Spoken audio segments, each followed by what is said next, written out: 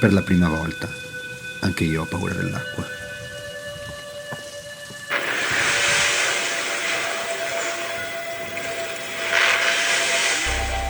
Mi sento in dovere di prendere la mia barca e documentare quello che sta accadendo nella mia città.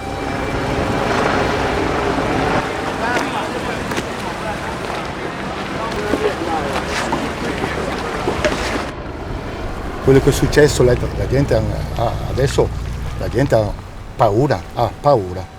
Noi all'acqua alta ci giochiamo, noi andiamo in giro a giocare con le barchette, siamo nati in mezzo all'acqua alta. Questa qua è stata proprio un'alluvione.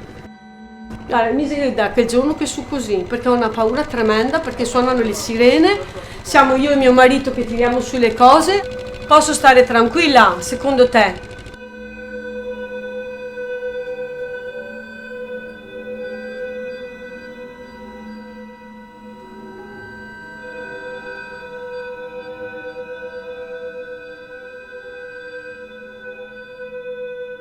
Cosa ne sarà del nostro mondo se il livello dei mari dovesse veramente alzarsi di 5 metri nei prossimi decenni?